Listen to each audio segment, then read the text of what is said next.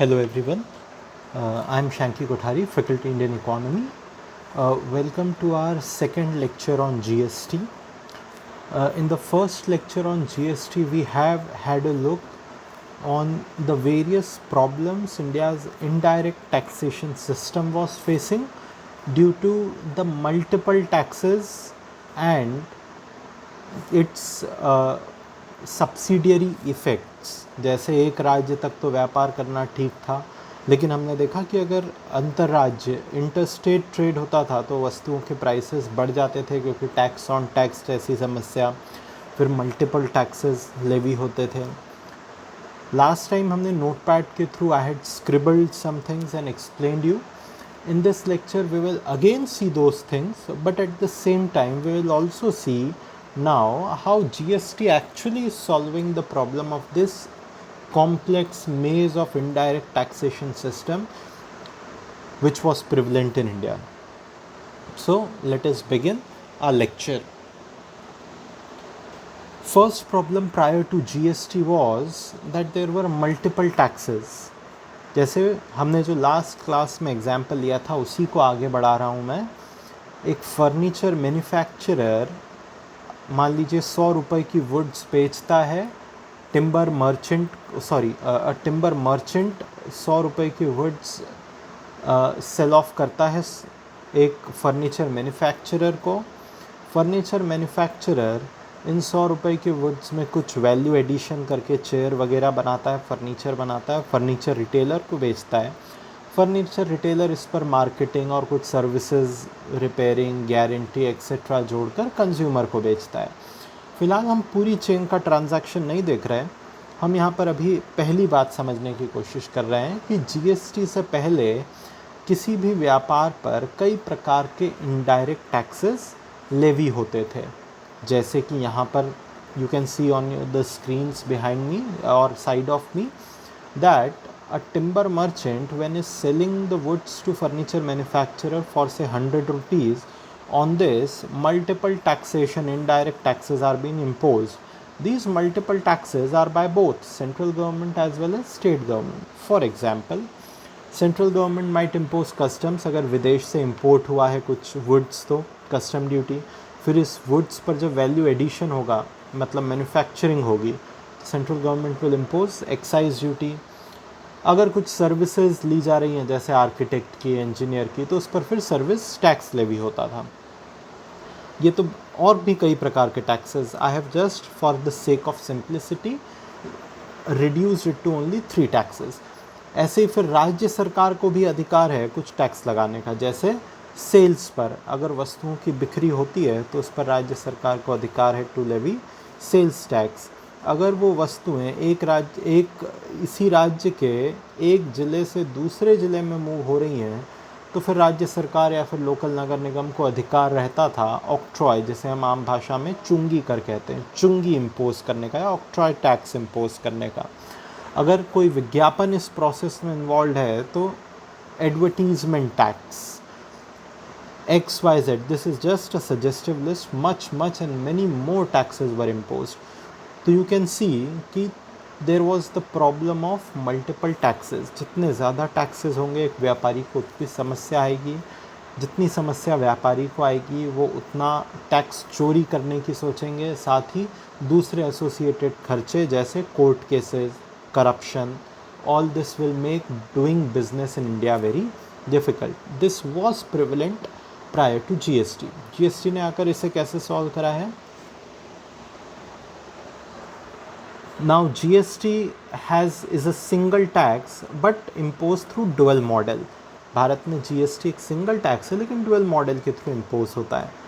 इन सभी टैक्सेस जो हमने देखा, लगभग सभी टैक्सेस को हटा दिया गया है. कस्टम ड्यूटी एक्सेप्शन है, वो आज भी लागू है, लेकिन इसके अलावा लगभग सभी टैक्सेस हटा दिए गए हैं और केंद्र सरकार अब बस एक टैक्स लेवी करेगी, दैट इज़ सेंट्रल जीएसटी. और राज्य सरकार के भी सभी टैक्सेस हटा दिए गए हैं ऑलमोस्ट ऑन ऑल कमोडिटीज़. कुछ एक्सेप्शंस एग्जिस्ट करते हैं, लेकिन as a general rule octroi, advertisement, sales tax, excise duty etcetera XYZ have been removed and state government will also levy now only a single tax, that of state GST. मतलब GST दो भागों में लगता है, एक central GST और एक state GST. For example से you have joined Kautil Academy and you have paid a GST of 18%. ये 18% is nothing but 9% of central government CGST and 9% of state government SGST.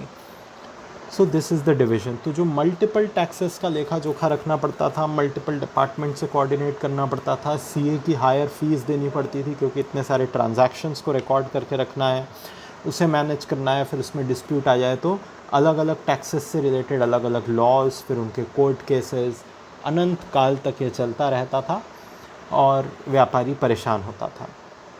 Now this has been made much more simpler. Only two taxes: central government CGST, state government's SGST. Again reminding you, we are talking about indirect taxes. Direct taxes जैसे income tax, corporate tax, वो as it is आज भी लागू है।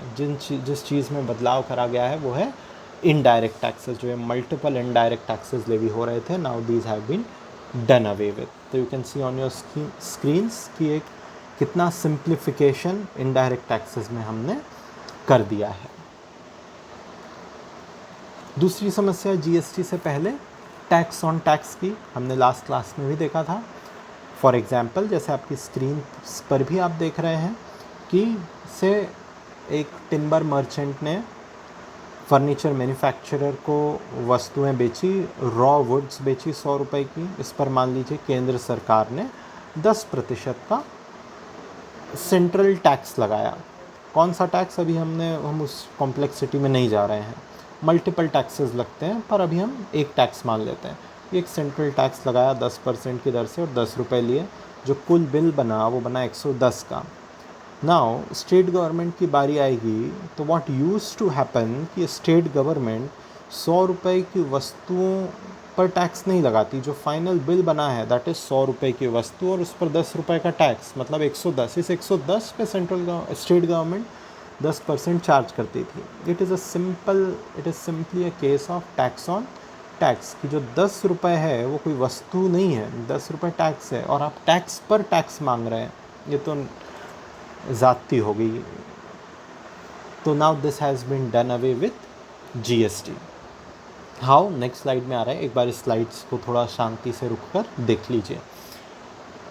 As you can सी जो 10 marked है sales state tax के case में, 10 is the tax paid by this businessman to the central government. अब इस पर जब राज्य सरकार 10% का टैक्स मांग रही थी कई सालों से, तो ये तो काफ़ी अनफेयर था। टैक्स पर टैक्स किस बात का देना, फाइन। और इसी को टैक्स पर टैक्स जब लगता है तो इसी को हम कहते हैं cascading effect.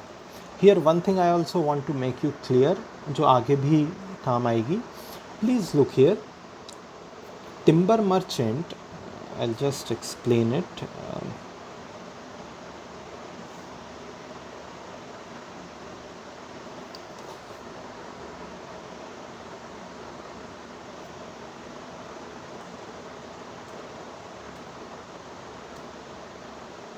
Yes, see here, timber merchant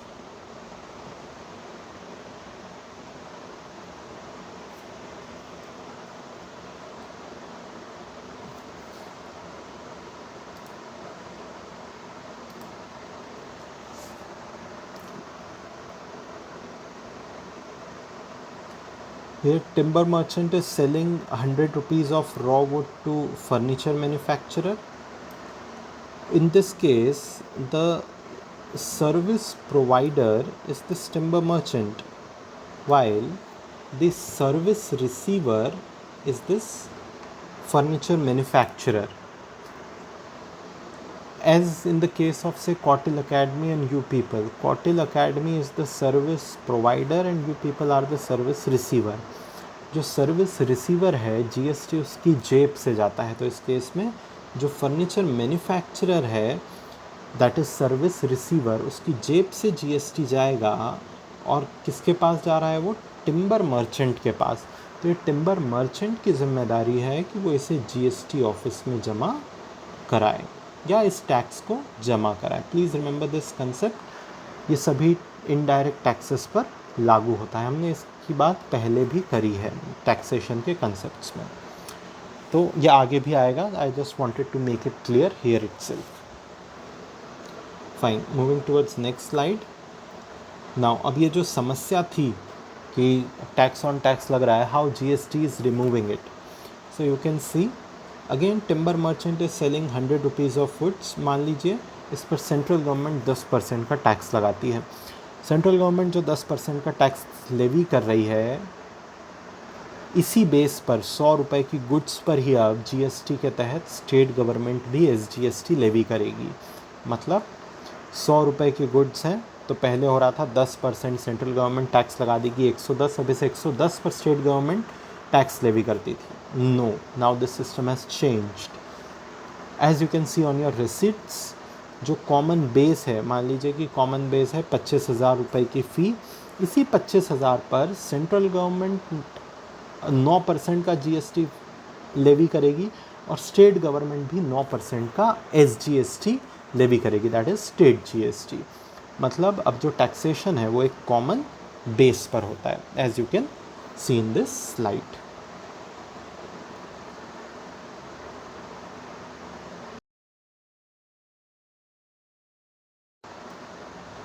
now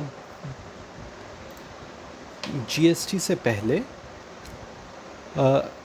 taxation का एक और सिस्टम हुआ करता था जिसके through tax on tax levy होता था. For example, as you can see on your screens, again the same chain. You might be thinking यही चेन क्यों ले रहा हूँ मैं बार बार, because finance ministry has explain GST through this chain only. So we are continuing with that example itself. Suppose a timber merchant sells woods to furniture manufacturer. 100 रुपये की वुड्स, 10% का टैक्स. अब यहाँ पर हम चीज़ों को सिंप्लीफाई करने के लिए ना ही मल्टीपल टैक्सेस ले रहे हैं, ना ही हम केंद्र और राज्य सरकार के अलग अलग टैक्सेस मान रहे हैं. अभी सिर्फ चीज़ों को समझने के लिए हम एक टैक्स मान रहे हैं. मान लीजिए कि एक गवर्नमेंट, एमपी गवर्नमेंट है, वो कुछ स्टेट टैक्स लेवी करती है 10% का. तो 100 रुपये की वुड्स आप स्टेट गवर्नमेंट को 10% की दर से 10 रुपये टैक्स पे कर दीजिए. फर्नीचर मैन्युफैक्चरर ने वुड्स खरीद ली, 200 रुपये की वुड्स बनाई हैं.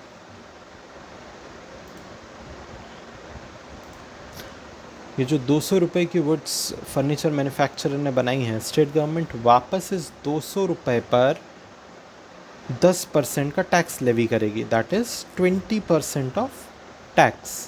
ये जो 20% का टैक्सेशन है, इसमें एक समस्या है. क्यों? क्योंकि ये जो 200 रुपये है, जो कुर्सियों की जो वुड्स ली थी उससे जो चेयर्स बनाई हैं 200 रुपये की, ये 200 रुपये की चेयर्स एमआरपी है. और ये एमआरपी कैसे है? 100 रुपये की लागत और 100 रुपये का वैल्यू एडिशन. अगर 100 रुपये का वैल्यू एडिशन है और 100 रुपये की लागत है, तो इस 100 रुपये पर तो ऑलरेडी टैक्स दिया जा चुका है यहाँ पर. सो आइडियली कोई टैक्स लगना नहीं चाहिए, लेकिन यहाँ पर स्टेट गवर्नमेंट यू कैन सी 10% के दर से 200 रुपये पर टैक्स लगा रही है, मतलब इस 100 पर और इस 100 पर. It is a clear cut case of tax on tax. कई सालों तक ये चलता रहा. ग्रेजुअली 1997 कुछ राज्य सरकारें और केंद्र सरकार ने अपने कुछ टैक्सेस में, जैसे एक्साइज ड्यूटी में, इस सिस्टम को बदला और वो एक कंसेप्ट लेकर आए. उसे वो कहते हैं वैल्यू एडिशन टैक्सेशन. इसका मतलब कि इस तरीके से टैक्स ऑन टैक्स ना लगाकर हम सिर्फ जो वैल्यू का एडिशन हुआ है बिजनेस के दौरान, सिर्फ उस पर टैक्स लगाएंगे. For example, again same transaction, 100 रुपये के गुड्स बिके हैं, 10% का राज्य सरकार ने टैक्स लेवी करा है. फर्नीचर मैन्युफैक्चरर इन गुड्स को, इन रॉ वुड्स को प्रोसेस कर कुछ से चेयर्स बनाता है, जिस पर वो 200 रुपये में बेचता है एक फर्नीचर रिटेलर को. ये फर्नीचर रिटेलर इन्हीं चेयर्स पे मार्केटिंग करके, शोरूम में रख के, सेल्स पर्सन्स लगाकर अपने मुनाफे सहित 300 रुपये इन चेयर्स की प्राइस लगाता है और कंज्यूमर को बेचता है. आइए देखते हैं इसमें टैक्स का ट्रांजैक्शन कैसे होता था वैल्यू एडिशन टैक्सेशन के दौरान। 10% का इस केस में 10% का आपने स्टेट गवर्नमेंट को टैक्स दिया, फाइन। 200 रुपये की जब कुर्सियाँ बिकी, 200 रुपये पर राज्य सरकार ने 10% का टैक्स लगाया, 20 रुपये। लेकिन इसमें एक समस्या हो गई, 200 रुपये में इस 100 रुपये जो लागत है इस पर तो पहले ही टैक्स दिया जा चुका था। तो आइडियल केस में सिर्फ इस 100 पर टैक्स बनता है, मतलब आइडियली इस व्यापारी को 10 रुपये टैक्स बनना चाहिए। what is the process during the value addition taxation system? आपने जो भी वस्तु बेची है, जैसे फर्नीचर मैन्युफैक्चरर ने फर्नीचर रिटेलर को 200 रुपये की वस्तु बेची है, 200 रुपये की चेयर बेची है, तो इस 200 पर आपको 10% की दर से टैक्स देना होगा, 20 रुपये। लेकिन इसमें समस्या है टैक्स ऑन टैक्स। इसीलिए ये सरकार क्या करेगी, it will provide a refund. एक तरीके से आपको टैक्स वापस करेगी कुछ अमाउंट का, उसे ही हम बोलते हैं इनपुट टैक्स क्रेडिट। कितना वापस करेगी, जितना अधिक ले लिया है। 20 रुपये लिया है, लेकिन आइडियली 100 रुपये पर 10% ही बनता है, मतलब 10 रुपये। मतलब इस व्यापारी को, फर्नीचर मैन्युफैक्चरर को 10 रुपये वापस दिए जाएंगे। I hope you are able to understand what is the concept of input tax credit, कि टैक्स ऑन टैक्स ना लगे और सिर्फ जो value addition that is this 100 रुपये, सिर्फ इस पर टैक्स लगे। इसीलिए कंसेप्ट लाया गया है इनपुट टैक्स क्रेडिट का, कि जो टैक्स ऑन टैक्स लगा दिया जाता है इस चेन में, उसमें से एक हिस्सा आपको वापस कर दिया जाए।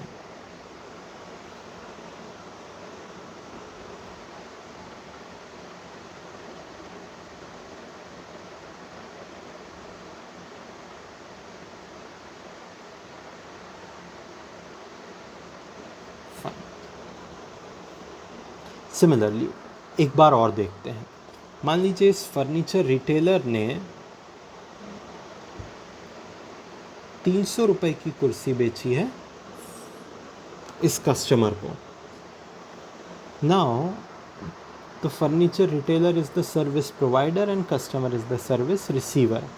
फर्नीचर रिटेलर ने जो वस्तुओं की कीमत लगाई है वो है 300 रुपये।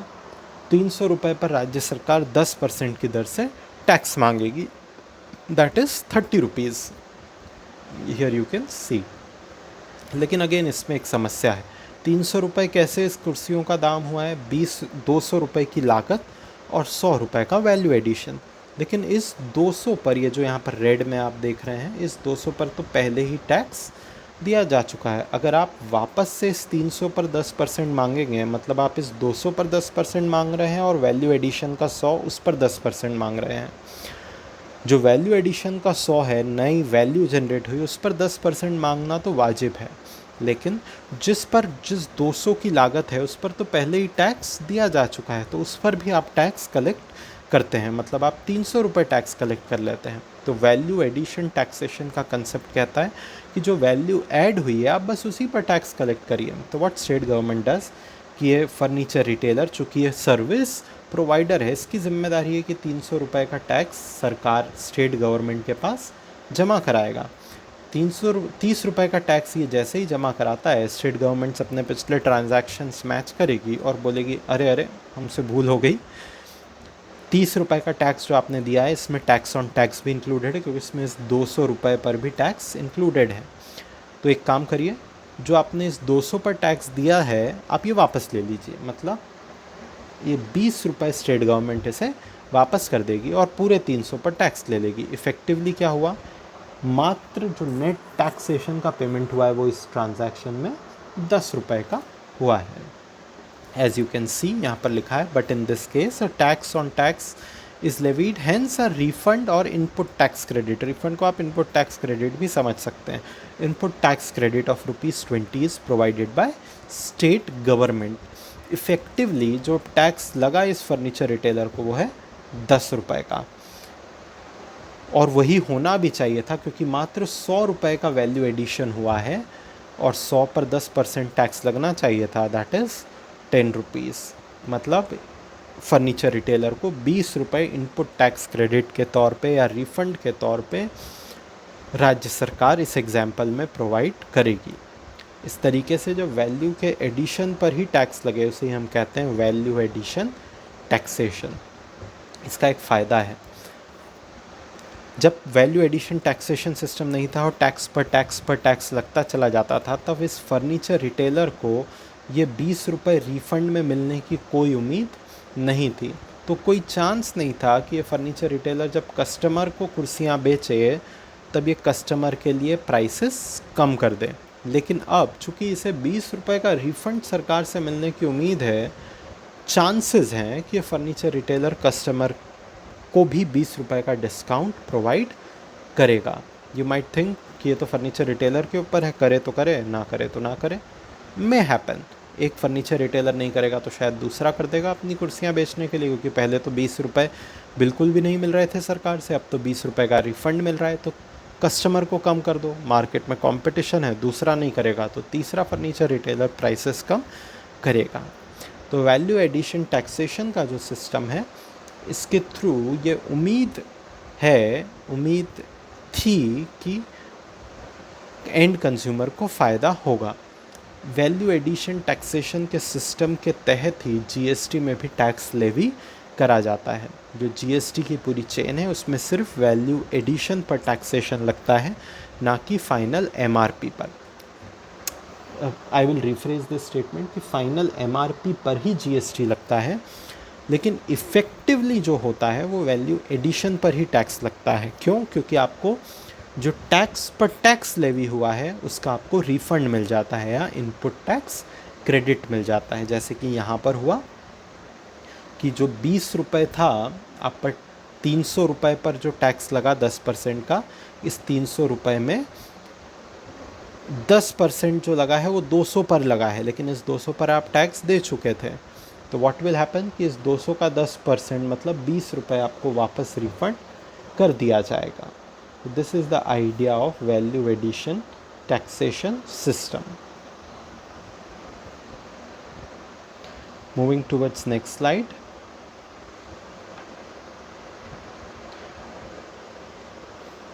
नाउ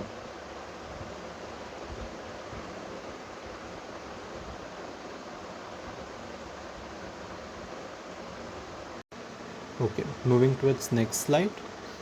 तो जीएसटी से पहले ही ये वैल्यू एडिशन टैक्सेशन का कंसेप्ट आ चुका था।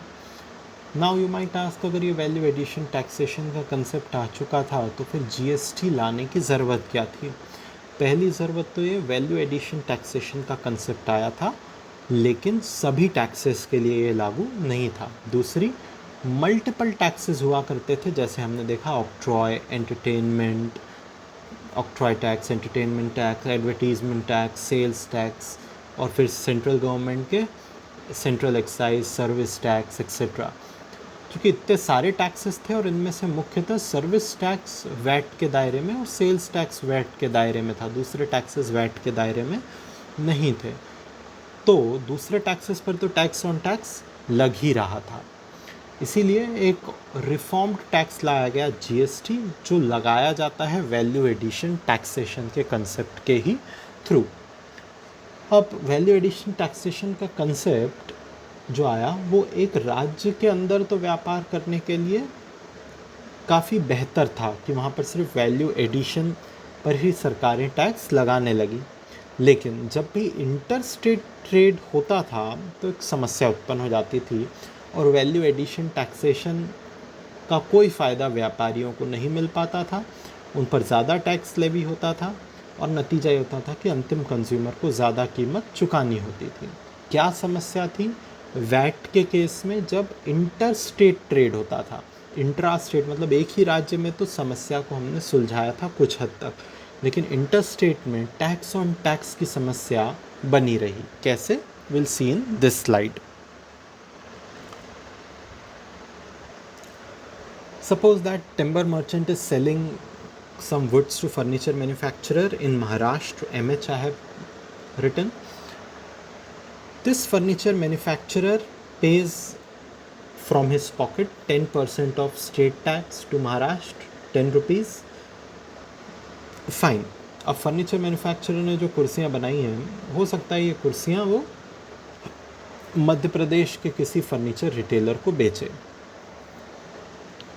फाइन, तो फर्नीचर रिटेलर और कस्टमर मध्य प्रदेश में है। मान लीजिए कि फर्नीचर मैन्युफैक्चरर ने फर्नीचर रिटेलर को कुर्सियाँ बेची 200 रुपये में। इस पर मान लीजिए कि चूँकि फर्नीचर मैन्युफैक्चरर महाराष्ट्र का है तो स्टेट गवर्नमेंट ने 10% का टैक्स लगाया। 200 पर 10% का टैक्स 20 रुपये, लेकिन ये 200 में अगेन 100 रुपये तो लागत है और 100 रुपये का वैल्यू एडिशन। हम वैट के सिस्टम की बात कर रहे हैं। वैट के सिस्टम में सरकार टैक्स पर टैक्स लगाती है तो उसका रिफ़ंड भी प्रोवाइड करती है। तो इस केस में वही होगा कि महाराष्ट्र सरकार चेक करेगी कि हमने फर्नीचर मैन्युफैक्चरर ने जो 200 रुपये का सामान बेचा है उससे 20 रुपये टैक्स लिया है, लेकिन इस 20 रुपये में टैक्स ऑन टैक्स की समस्या है। क्यों? क्योंकि जो 200 पर टैक्स है वो 100 + 100 पर टैक्स है, और हम जो रेड में 100 है इस पर तो पहले ही यहाँ पर टैक्स ले चुके थे। So what Maharashtra government will do, it will provide a refund of 10 rupees to this furniture manufacturer. Fine, furniture manufacturer is very happy. Furniture manufacturer ने फर्नीचर रिटेलर को कुर्सियाँ बेची हैं। फर्नीचर रिटेलर ने मान लीजिए कस्टमर को कुर्सियाँ बेची 300 रुपये में। 300 रुपये मतलब 200 रुपये की इस फर्नीचर रिटेलर की लागत और 100 रुपये का वैल्यू एडिशन। एक आइडियल वर्ल्ड में टैक्स ऑन टैक्स नहीं लगना चाहिए, आदर्श वर्ल्ड में, और फर्नीचर रिटेलर को जो टैक्स की लायबिलिटी आनी चाहिए वो है मात्र 10 रुपये। लेकिन इस केस में मान लीजिए 300 रुपये की कुर्सियों पर 10% टैक्स लगेगा, मतलब 30 रुपये। लेकिन समस्या क्या है, इस 200 पर तो ये फर्नीचर रिटेलर पहले ही टैक्स दे चुका है। What will happen, furniture retailer will charge 10% of state tax, 30 rupees collect करेगा, और ये 30 रुपीज़ लेकर फर्नीचर रिटेलर जाएगा कस्टमर की जेब से। ध्यान रखिए, इनडायरेक्ट टैक्स से जाएगा कस्टमर की जेब से, लेकिन जमा कौन कराएगा? Furniture retailer. तो फर्नीचर रिटेलर MP गवर्नमेंट के पास ये 30 रुपये जमा कराता है और क्या बोलता है कि ये 30 रुपये में टैक्स ऑन टैक्स भी इंक्लूडेड है। क्यों? क्योंकि आपने ये जो 30 रुपये का टैक्स कलेक्ट करा है एक्चुअली आपने 200 + 100 पर करा है। ये 200 + 100 पर करा है, और 200 पर तो हम पहले ही टैक्स दे चुके थे। तो आप एक काम करिए, हमें टैक्स का रिफ़ंड प्रोवाइड कर दीजिए। इस 200 पर हमें 20 रुपये वापस प्रोवाइड कर दीजिए। तो he demands 20 rupees back from Madhya Pradesh government. What will Madhya Pradesh government से? कौन से 200 पर 20 रुपये का टैक्स? हमारे पास तो इस प्रकार से कोई टैक्स नहीं आया है। वाई? क्योंकि जो फर्नीचर रिटेलर ने 200 पर टैक्स दिया था 20 रुपये, वो फर्नीचर मैन्युफैक्चरर को दिया था, और फर्नीचर मैन्युफैक्चरर ने कहाँ जमा कराया है? महाराष्ट्र गवर्नमेंट के पास। So in this case furniture retailer को 20 रुपये का कोई रिफंड या इनपुट टैक्स क्रेडिट नहीं मिलेगा। बर्डन किस पर डालेगा फर्नीचर रिटेलर? एंड कस्टमर पर। मींस पहले फर्नीचर रिटेलर अगर एक ही राज्य के अंदर पूरी चेन होती व्यापार की तो उसे 20 रुपये का रिफ़ंड मिल जाता, लेकिन यहाँ पर व्यापार की चेन एक दूसरे राज्य से जुड़ी हुई है जहाँ पर टैक्स जमा हुआ है। इसीलिए मध्य प्रदेश गवर्नमेंट को इस एग्जाम्पल में कोई टैक्स 200 पर नहीं मिला है, तो मध्य प्रदेश गवर्नमेंट 20 रुपये भी नहीं लौटाएगी। और जब तक मध्य प्रदेश गवर्नमेंट 20 रुपये नहीं लौटाएगी तो फर्नीचर रिटेलर भी अपने कस्टमर के लिए 20 रुपये कम करने का नहीं सोचेगा। नतीजा ये होता था इंटर स्टेट ट्रेड का, चाहे वो वैल्यू एडिशन टैक्सेशन के मॉडल को फॉलो करे, पर नतीजा ये होता था कि एंड वस्तुओं की कीमतें बढ़ जाती थी। This problem has been solved with GST। How? We will see in next slides. यहाँ पर मैंने जो टैक्सेशन लिया है वो स्टेट टैक्स लिया है चीज़ों को बेहतर समझाने के लिए। I'll just add one fact here, the realistic fact, please note, जब भी इंटर स्टेट ट्रेड होता था, मतलब एक महाराष्ट्र से मध्य प्रदेश में, इस केस में स्टेट टैक्स ना कलेक्ट करते हुए सेंट्रल गवर्नमेंट बॉर्डर पर टैक्स कलेक्ट करती थी, उसे हम बोलते थे सेंट्रल सेल्स टैक्स। ये जो सेंट्रल सेल्स टैक्स 10% की दर से मान लीजिए कलेक्ट हुआ 20 रुपये, इफ़ेक्टिवली सेंट्रल गवर्नमेंट ये दे देती थी सोर्स स्टेट को। सोर्स स्टेट इस केस में जहाँ से सामान आ रहा है, मतलब महाराष्ट्र गवर्नमेंट। तो please remember this fact. Will come back to this fact while we discuss GST further. So this is about the problems prior to GST. I hope, including the previous lecture and this lecture, now things are becoming more clear. Now we will see the actual working of GST.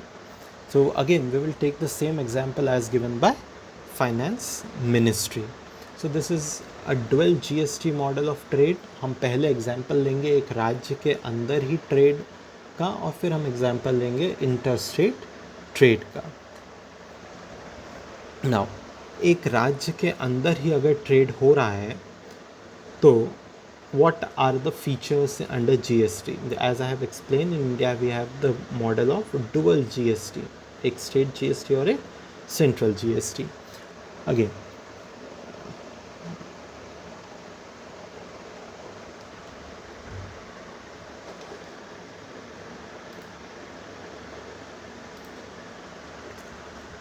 suppose that timber merchant sells 100 rupees of woods to furniture manufacturer. उसका bill बना ए, ये यहाँ पर tax invoice ए mentioned है. 100 रुपये पर 10% SGST levy करा गया है और 10% CGST लेवी करा गया है यहाँ पर, if you can C. Fine. Furniture manufacturer ने चूँकि वुड्स खरीदी हैं, फर्नीचर मेकर और manufacturer is service receiver, while service provider कौन है? टिम्बर मर्चेंट या टिम्बर मेकर. तो टिम्बर मेकर की जिम्मेदारी है कि SGST और CGST ऑफिस में रिस्पेक्टिवली जमा कराए. तो what timber maker will do, ये 10 रुपये का SGST राज्य सरकार को जमा करा रहा है यहाँ पर, यू कैन सी, और 10 रुपये का CGST केंद्र सरकार को जमा करा रहा है, as you can see. Moving forward, furniture manufacturer ने जो वुड्स खरीदी थी 100 रुपये की, उसने उसमें वैल्यू एडिशन करा और 200 रुपये में फर्नीचर रिटेलर को ये वुड्स बेची. टैक्स जो बिल बना, टैक्स इनवॉइस, वो ये है, you can C tax invoice B.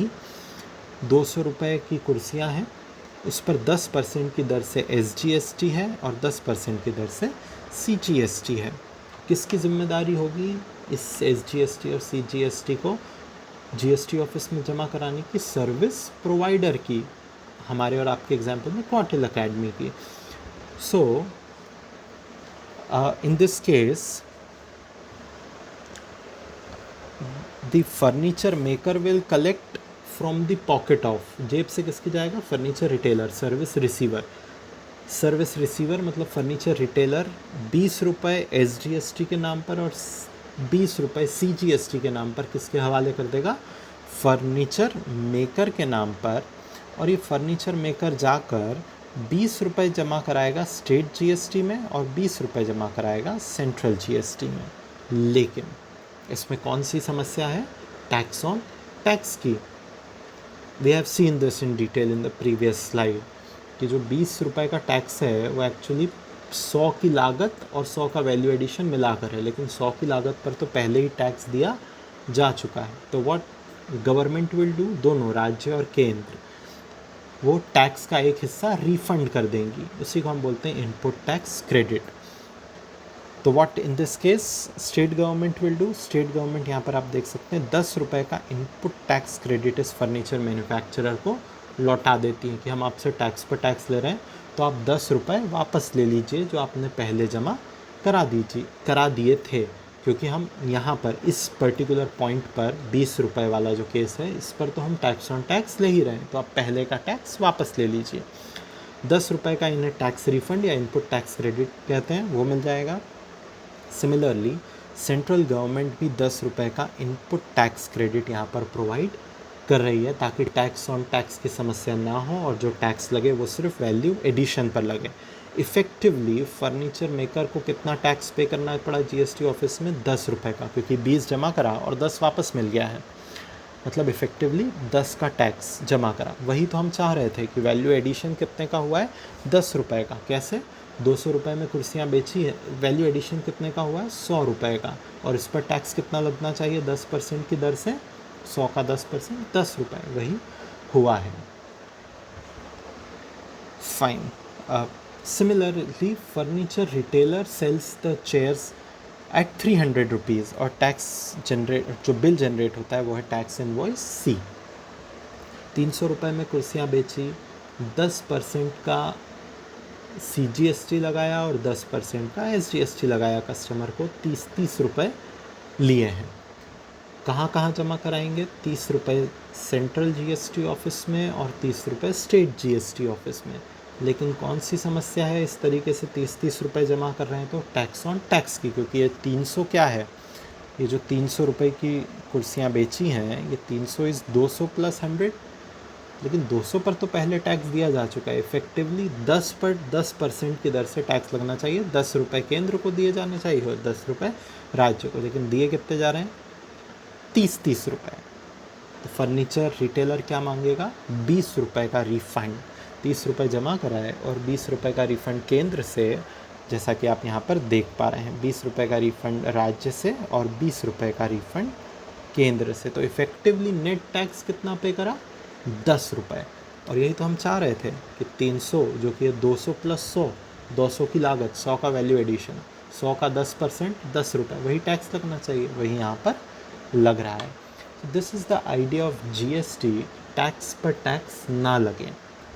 इस एग्जाम्पल में हमने जो लिया है वो एक ही राज्य के अंदर के ट्रांजैक्शन लिए हैं। आई थिंक अब GST का एक फ़ायदा समझ में आने लगा होगा कि टैक्स ऑन टैक्स चूँकि नहीं लग रहा है और व्यापारी को टैक्स रिफंड मिल रहा है, इनपुट टैक्स क्रेडिट मिल रहा है, इस कारणवश जो फाइनल कंज्यूमर है, उम्मीद है कि उसके द्वारा खरीदी गई वस्तुओं की प्राइसेस रिटेलर अब कम करेगा। क्यों? क्योंकि पहले रिटेलर को ये 20 रुपये का इनपुट टैक्स क्रेडिट नहीं मिल पा रहा था, जब वैल्यू एडिशन टैक्सेशन का सिस्टम नहीं था, उसे टैक्स पर टैक्स देना होता था। अब उसे 20 रुपये सरकार से वापस मिल रहे हैं, तो रिटेलर उम्मीद है कि कस्टमर के लिए 20 रुपये से वस्तु की कीमत कम कर देगा। अगेन, एक रिटेलर कम नहीं करेगा तो मार्केट में कंपटीशन है, ये कम नहीं करेगा तो कोई दूसरा कम कर देगा। So this is the functioning of GST with in state. In the next slide, we will see how GST functions when there is interstate trade movement. We will see this in our next lecture. Again, this is a bit complex topic, but please give it some time, rewind the video and view it 2 to 3 times. You will get the concept, not very difficult. In next class, we will have a look at IGST. Thank you.